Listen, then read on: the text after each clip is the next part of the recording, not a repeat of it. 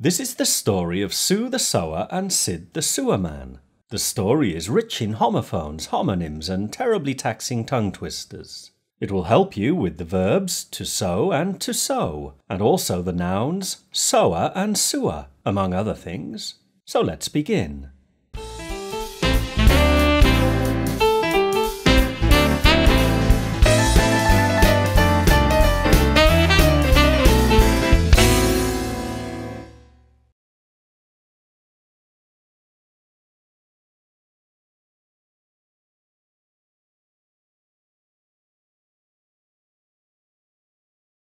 Sue the Sower sat and sewed in the small sewing shop that she owned. Sue always said, "As you sow, so shall you reap." So she sewed and sewed all day long, so her sewing shop would be so successful. And after sewing for so long, Sue's small sewing shop certainly seemed successful. Until one day Sid came along. Sid was a sewer man and smelt of poo. Not surprising, really, as things in the sewers often do. But Sue the Sower had no sense of smell.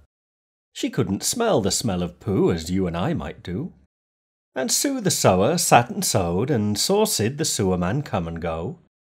And Sid the Sewer Man seemed sad to Sue, and Sue knew what she had to do. As Sid the Sewer Man sidled by, Sue the Sower stopped sewing to say hi. And Sid the Sewer Man said hi too, and wished he didn't smell of poo. But Sue the Sower couldn't smell the poo because her nose didn't work like others do. For Sue the Sower, Sid seemed ideal. A man at last. Could this be real? "I'm Sid," said Sid. "I work down the sewer." "I'm Sue," said Sue, "and I'm a sewer." "Won't you come inside of my sewing shop?" "I surely will," said Sid to Sue, "for I split my sleeve surveying the sewer, and meant to seek a skilful sewer." "A stitch in time saves 9, said Sue, "and a timely stitch is what I'll do." "You're an angel, Sue," said Sid, simpering. 7 stitches Sue sewed in the slashed sleeve of Sid's sewer suit. And as Sid saw Sue sew, so Sid said to himself, "This Sue is so sexy. Sue doesn't seem saddened by my smell, unlike the others. I swear to God we'll soon be lovers." And Sid the Sewer Man soon settled in with Sue the Sower, and so did the smell of poo. While Sue the Sower's senses couldn't smell the stink on Sid's sewer suit, shrewd shoppers surely smelt it. And Sue's sometimes successful sewing shop fell strangely silent. Unsuited to sniff Sid's terrible whiff, Sue surmised things a sign of the crisis. Because of Sid's scent, Sue made not a cent, but the bills still had to be settled.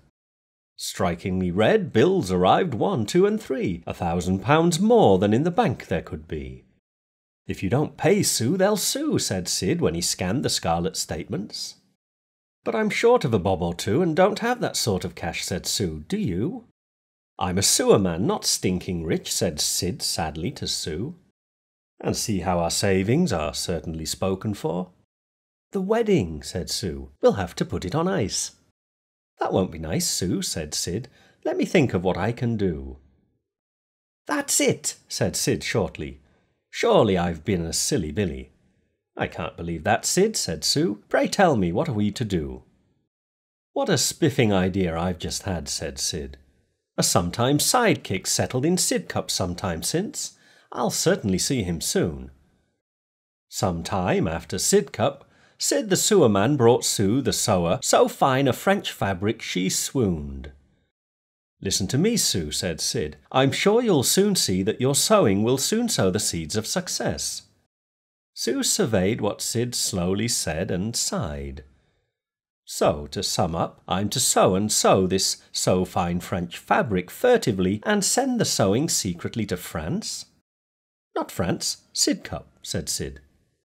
"Sidcup's the town where the sewing's to be sneakily sent. And for every stitch you sew, so shall you stealthily reap shekels, under the table, so to speak. French francs from the taxman out of reach." "French francs?" sighed Sue. "With French francs, what am I to do? I'll have to swap those French francs at a bank and our secret will be out. To the taxman the bank will shout." "No, not francs, Sue. French francs money. the money belonging to my former friend Frank. Who is Frank, Sid? Sue the sewer asked. This French Frank who needs sophisticated sewing seems not the sort of somebody you see down a sewer. Well, Sue, to be frank, Frank is a French friend of mine. I stumbled across the same in a sewer school, studying sewer systems in Seine-Saint-Denis. In Gay Paris? Asked Sue nervously. Yes, certainly that city, Sue, said Sid. I saved Frank's life in Paris, I did. You saved a French Frank while in Paris, said Sue. I'm speechless. I was surveying a sewer under the Seine when suddenly the Seine started seeping in, said Sid. The Seine seeping steepened and I was soaked to the sternum. Insane. I found French Frank floundering in fear as the furious flood flowed. Fatigued, I fought the flood, finally flinging Frank forward. Friends forever forged. And Frank? Asked Sue, staggered by the saga of this insane sewer saving. Frank's fortitude failed and he fled, Sid said. No more time would he spend slogging in the sewers. Forever free from foul fluids and fetid filth, said Sue. Lucky sod that Frank, said Sid. Fortunately for you and I, the fleeing Frank founded a flourishing firm fabricating fancy French fashions, lately forced to find a fabulous fabricator of fabric. You, Sue, said Sid. I submit, said Sue, you've a fine French friend in Frank. He doesn't strike me as some evil so-and-so, no fickle French fiendish fop. So I will so-and-so that fine fabric that Frank fetched from France, and fancy such fancy French fashions will furnish our future fortune. So Sue sewed and sewed the fine French fabric that French Frank fetched from France for his fancy French fashions, and soon Sue the sewer and Sid the sewerman were safe from suing.